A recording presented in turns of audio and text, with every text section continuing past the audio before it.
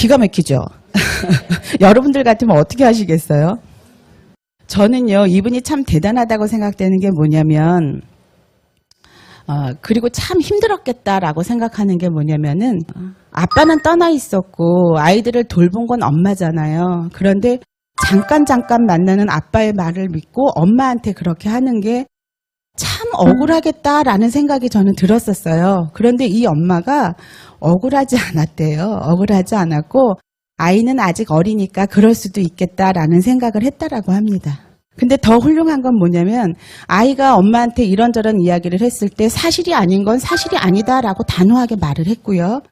그리고 나서 중요한 게 아빠에 대한 험담과 욕은 절대로 하지 않았답니다. 그러다 보니까 아이가 엄마를 신뢰하게 되는 거죠. 그래서 이제 다시 관계를 회복했다라고 하는 그런 얘기를 들었어요. 그런데 참 안타까운 경우도 있는데요. 그 많은 한부모님들이 이혼을 하고 나서 가정이 깨졌기 때문에 우리는 건강하지가 않아 이렇게 생각하시는 경우도 참 있습니다. 그런데 사실은 이혼을 했다고 해서 가정이 깨진 건 아니죠.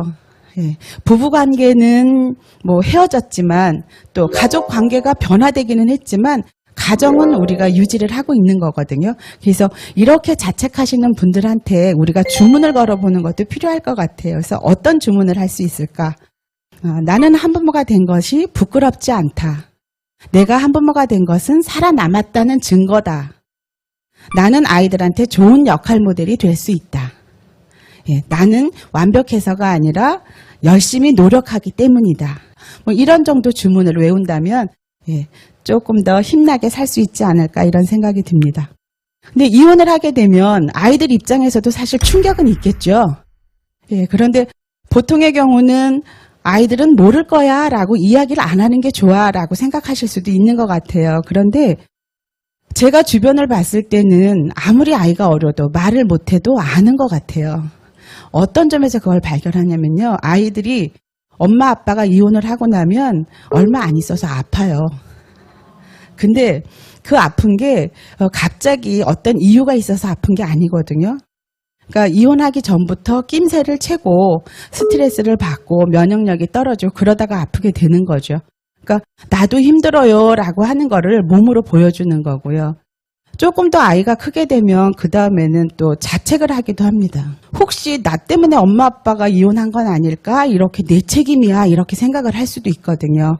그리고 조금 더 크면 또 혼자 상상을 하기도 하죠. 그래서 엄마 아빠가 언제는 만날 거야. 엄마 아빠랑 함께 살 수 있어. 이런 생각을 하는데 그게 제대로 되지 않으면 또 좌절을 느끼기도 합니다. 그렇게 되면 나도 내 맘대로 할 거야. 이렇게 될 수도 있겠죠. 그런 식으로 분노와 좌절을 표출할 수도 있습니다. 그래서 이혼을 할 때는 불가피하게 이혼을 하게 될 때는 아이들한테 알리는 것이 필요할 것 같아요. 너희들 책임이 절대 아니야. 그리고 엄마 아빠는 이혼을 했어도 똑같이 엄마 아빠 역할을 할 거야. 무슨 문제가 있다면 같이 의논을 할 거야. 이런 얘기들을 해줘야 되고요. 그리고 정기적으로 같이 살지 않는 부모하고도 만날 수 있는 기회를 갖도록 하는 게 굉장히 좋겠죠. 제가 그 가정법원에서 조정 활동을 하다 보니까 가끔씩 저한테 주변 사람이 이혼을 했는데 어떻게 해야 돼요? 무슨 말 해줄까요? 그러면서 저한테 이렇게 물어보는 사람들이 있어요. 그러면 저는 할 말이 없어요. 아무 말도 안 하죠. 그럼 그 이혼하시는 분이 나한테 물어보라고 하든가요? 그럼 아니요, 그건 아닌데요 라고 말하거든요.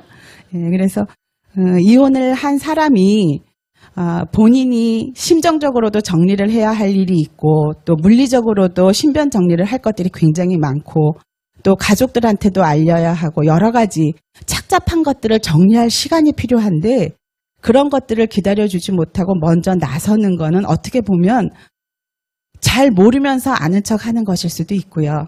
제대로 도울 수 없으면서 도와주려는 척 하는 걸 수도 있습니다. 그래서 얘기할 때까지 구체적인 행동으로 도와달라고 말할 때까지 좀 기다려주는 것이 필요하다라는 생각이 듭니다. 왜 그랬어? 라는 어떤 판단자 입장이나 자책하는 그런 말보다는 그랬어? 그랬구나. 힘들었겠다. 그래서 그런 거였구나 라고 공감하는 그런 모습을 취해 주시는 것이 필요하다라는 생각이 듭니다. 제가 마지막으로 여러분들 기억에 남으시라고 이제 옛날 네, 여러분 잘 아시는 얘기 하나 할 텐데요. 아들아, 나는 떡을 썰 테니 너는 글을 쓰거라. 누구죠? 네, 한석봉의 어머니는 어떤 어머니신가요? 아들을 훌륭하게 키워낸 훌륭하신 어머니죠. 근데 지금 제가 얘기한 밤에 불 끄고 떡 썰고 글 쓰고 하는 걸 가만히 들여다보면 생업인 떡 장수를 유지하기 위해서 밤에도 떡을 썰고 있는 그런 모습입니다. 그래서 한석봉 가족은 한부모 가족이었습니다.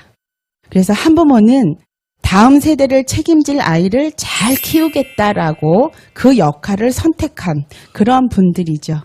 예, 모든 가정은 행복할 권리가 있고 한부모 가정이 행복한 사회가 건강한 사회라는 것을 강조하고 싶습니다. 감사합니다.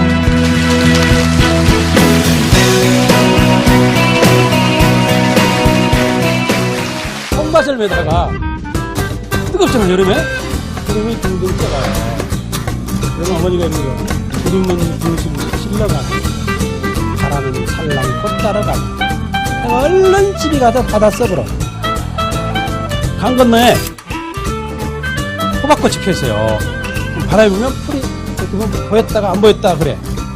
그럼 저희 어머니가 이러는 거죠. 저 건너오는 것이 우리님이 아닌가. 다롱다롱 호박꽃이 날 속였네. 아, 대단하죠?